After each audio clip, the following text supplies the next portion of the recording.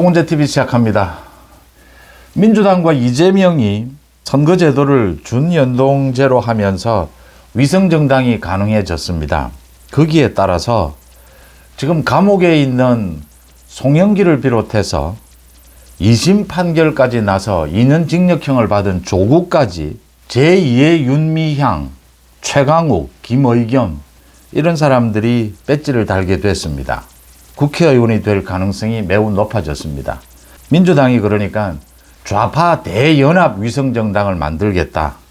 그렇게 해서 이름을 민주개혁 진보 선거연합, 이 회의를 어제 열었습니다. 이 회의에 참석한 사람들 몇 년이 드러났습니다. 4년 전과 똑같습니다. 그러니까 괴담을 퍼뜨리고 가짜뉴스를 퍼뜨리고 윤석열 정부 퇴진, 박근혜 정부 퇴진, 이명박 정부 퇴진, 앞장섰던 운동권 세력들, 반미, 친북, 그렇게 해서 국가보안법에 걸렸던 사람들, 이런 사람들이 모두 다 참석을 했습니다. 얼굴들 매번 참석하는 그 사람이 그 사람입니다. 박서군, 조성우, 진영종, 모두 매번 나오는 사람들입니다. 이재명이 그러니까 이 사람들의 강압에 못 이겨서 이 준연동형으로 갔다라는 걸 읽을 수가 있습니다. 이 사람들이 이미 이 위성정당을 겨냥을 해서 연합정치시민회의라는 걸 만들었습니다. 여기에는 234명이 참여하고 있는데 전부 좌파, 반미, 친북입니다. 박서군, 윤석열 정권 퇴진, 후쿠시마 방류 반대, 이 가짜뉴스, 괴담을 퍼뜨리는 전문가입니다. 한미일 정상회의 규탄, 박근혜 퇴진 촛불, 미국산 쇠고기 수입 반대, 제주 해군기지 반대.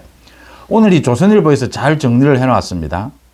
한미 FTA 반대, 각종 시위만 있을 때마다 등장하는 인물입니다. 시위꾼입니다. 천안함 괴담까지 퍼뜨리고 이재명과는 아주 가까운 사이입니다. 이재명이 성남시장일 때 성남의료원 초대 상임이사까지 지냈습니다. 그 다음 조성우입니다. 조성우는 이적단체로 규정이 됐던 조국통일범민족연합 범민련입니다. 이 신무회담 대표까지 지낸 인물입니다. 이적 혐의 국가보안법 위반으로 구속된 적도 있습니다. 이 사람이 이사장을 맡고 있는 결의하나, 이 결의하나가 지난번 국회에서 윤미향이 토론회를 주최를 했죠. 거기에서 북의 전쟁관은 정의의 전쟁관이다. 이런 발언을 해서 지탄을 받기도 했습니다. 그 다음 또 진영종입니다. 성공회대 교수 출신이죠. 참여연대 공동대표입니다. 이 진영종도 지금 이태원 참사 시민대책회의 공동대표, 사드 배치 반대, 이명박 정부 규탄대회, 매번 윤석열 정부 퇴진 이 시위를 벌이고 있는 시위꾼들입니다. 이 세 사람이 소위 이 민주당의 위성정당 연합, 이걸 겨냥해서 만든 연합정치시민회의의 공동운영위원장입니다.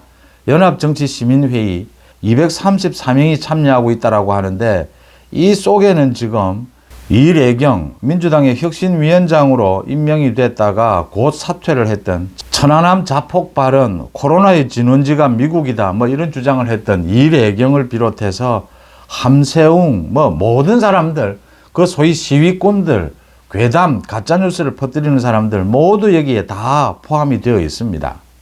그 다음 이제 새진보연합이다라고 하면서 용해인 진보당의 윤희수 참여를 하고 있습니다.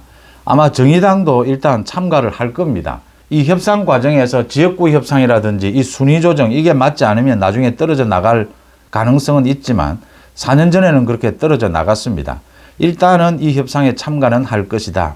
이런 식으로 하게 되면 그러니까 이재명의 생각이 드러나는 것입니다.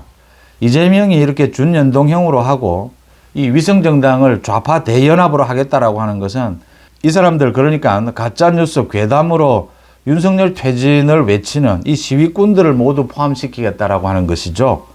이게 이제 문제가 되는 것이 그러니까 제2의 윤미향, 제2의 김의겸, 최강욱이 또 탄생을 한다라고 하는 점입니다. 왜 그렇게 될 수밖에 없느냐면요. 이게 시민단체 각 정당에서 추천을 받아서 이렇게 민주당 위성정당을 만들기 때문에 검증을 하지 않습니다. 윤미향이 그런 경우입니다.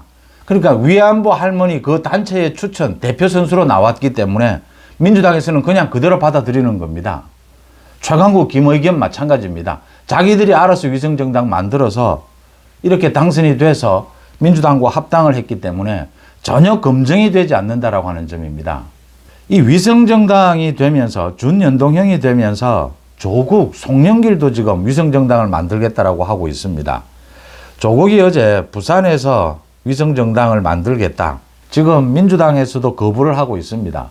조국, 송영길에 대해서는 민주당에서도 거부를 하는 형편입니다. 그런데 이게 지금 민주당 표를 갉아먹을 가능성이 대부분입니다. 그래서 앞으로 문재인은 또 이 조국의 신당에 대해서 지지 선언을 했습니다. 이게 이제 복잡하게 돌아가는 부분입니다. 조국은 뭐 여러 가지 형태를 지켜보겠다. 민주당이 어떻게 반응하는지를 보면서 앞으로 결정해 나가겠다. 그래서 유보적인 것이죠. 어떤 형태가 될지는. 부산에서 그 선언을 한 것은 문재인의 이 후광을 좀 입겠다라는 뜻이죠. 그러니까 조국이 부산이 고향이다라고 하는 것도 있지만 이게 소위 노무현이나 문재인의 대선 전략과도 맞닿아 있습니다. 노무현, 문재인 모두 부산 출신이죠. 부산 출신으로서 호남의 지지를 얻는다라고 하는 이 대선 구도, 그걸 흉내를 내는 겁니다. 조국도 부산 출신이니까 부산, 영남권의 일정한 지지를 얻는, 그래서 호남의 지지를 요구하는 이런 구도로 나가겠다라는 걸 비친 셈입니다. 한동훈 위원장도 계속해서 이야기를 하고 있습니다. 이 위성정당의 문제입니다. 이 조국, 송영길까지 설치게 되는 것은 이 위성정당 때문이다. 이재명의 책임이다. 이게 지금 감옥에 있고 2심에서 2년 징역형을 받은 사람이 어제 그 백현동의 김인섭은 1심 판결인데도 5년 징역형에 법정 구속이 됐습니다. 조국은 2심 판결에서도 실형을 받았는데 2년 징역형, 법정 구속을 피했습니다. 이것만 봐도 조국의 그 2심 판결, 그 재판부가 얼마나 잘못된 것인지를 알 수가 있습니다. 한동훈 위원장이 직격탄을 날렸습니다. 이런 사람들을 모두 배지를 달게 해주는 이 제도가 준연동형이다. 민주당이 지금이라도 준연동형을 철회해야 하는데 뭐 그럴 기미는 보이지 않습니다.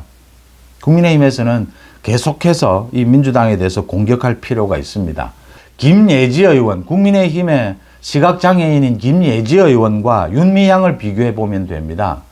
김예지 의원은 비례대표의 취지에 맞게 이 장애인들을 대표해서 장애인들의 권익을 위해서 비례대표 의원으로 선발이 됐던 사람입니다. 그런데 윤미향은 그러니까 시위권 대표로서 국회의원이 됐던 것입니다. 이 차이입니다. 비례대표가 다 나쁜 것은 아닙니다. 김예지 의원 같은 비례대표 의원은 필요합니다. 그런데 윤미향, 최강욱, 김의겸, 조국, 송영길 같은 사람이 비례대표 국회의원이 돼서 도대체 지난 4년처럼 앞으로 또 4년 동안 이 국회를 엉망진창으로 만들겠다라고 하는 것입니다.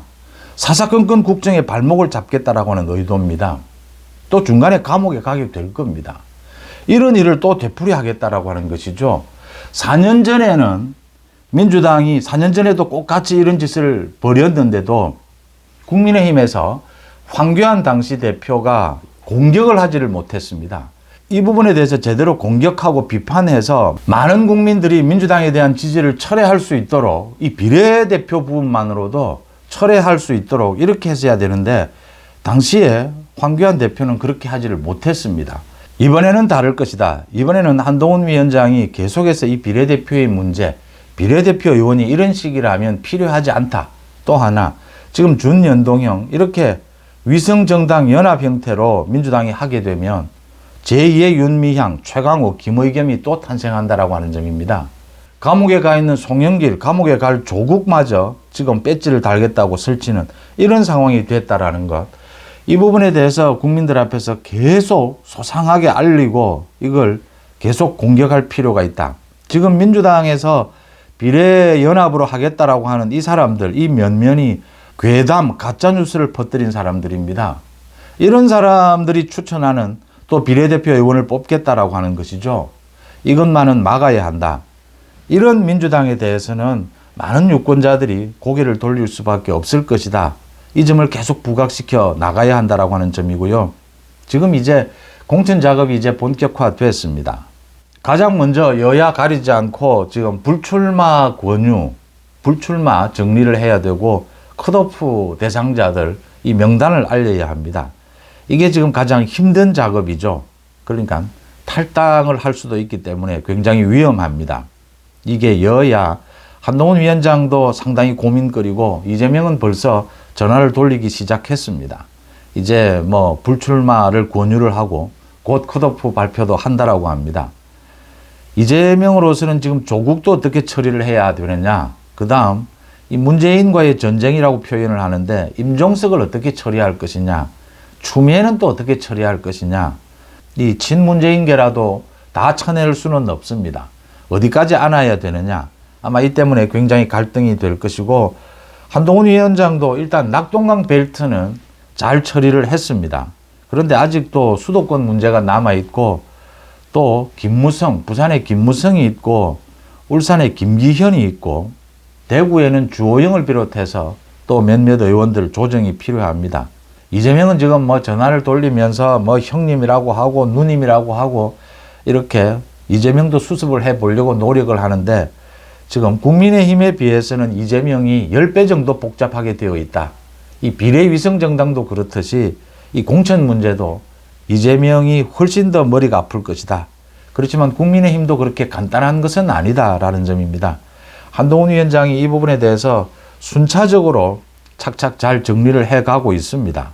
영남권에 그 불출마를 해야 될 사람들, 지역구 조정을 해야 될 사람들, 수도권의 지역구 조정, 이 여야 어느 쪽이 더 개혁 공천을 하느냐, 거기에 따른 부작용으로 탈당이 민주당에서는 지금 적게는 20명, 많게는 50명까지 집단 탈당하지 않겠느냐 이런 예상이 나오고 있습니다. 물론 국민의힘에서도 몇몇은 탈당을 하게 될 겁니다. 이 탈당을 한 사람들이 무소속으로 출마할 것인지 아니면 저 이낙연, 이준석 저 신당에 합류를 할 것인지 이것도 이제 변수로 남아 있습니다. 이준석이 뭐 지금 신당에 가서 좌충우돌하고 있습니다. 많은 국민의힘 당원들이나 지지층에서는 속이 시원하다라고 하는 반응들이죠. 이준석 안 보니까 이준석이 완전히 이제 민주당 쪽으로 갔으니까 속이 시원하다라고 하는 말씀인데 이낙연과 이준석이 지역구를 출마를 한다면 둘 다 지금 아마 비례대표로 나가고 싶을 텐데 지역구로 나가도록 강요를 받게 될 겁니다. 그러면 서울 아니면 광주, 대구가 거론이 되는데 이준석이 대구에 출마할 경우 어떻게 대처할 것이냐도 생각해 놓을 필요가 있습니다. 이준석과 이낙연의 그 신당 쪽으로 상당히 많은 민주당 의원들이 몰리게 되면 이게 거의 70에서 80% 정도 민주당 지지층을 갉아먹고 있기 때문에 이낙연과 이준석의 저 신당이 뭐 위장 결혼을 한 것입니다. 많은 문제점이 있더라도 위력을 발휘를 하는 것이 이 총선에서 3자 대결 구도가 된다. 민주당의 지지층을 갉아먹는다. 그런 점에서는 국민의힘에 유리한 부분이다라는 걸 한번 짚어볼 필요가 있습니다. 이제 본격적인 이 공천 작업이 진행이 되면서 어느 쪽이 공천 작업을 순조롭게 해낼 수 있느냐. 거기에 가장 중요한 것은 민주당의 위성정당은 쪼개지고 좌파 대연합 범법자들 운동권 다 거의 우리 사회에서 이 가짜뉴스를 퍼뜨리는 이 쓰레기들의 집합소라고 한다면 또 당마저도 민주당과 이낙연 신당 저렇게 나뉘어져 있다면 국민의힘 쪽은 이 위성정당도 딱 하나로 통일이 되고 정리가 되어 있다. 철저하게 사전 검증된 사람들을 후보로 내세운다. 이 장점을 부각을 시켜서 계속해서 이재명과 전 민주당의 이 위성정당의 문제점을 계속 공격할 필요가 있다라고 보입니다. 송은재TV 마칩니다. 고맙습니다.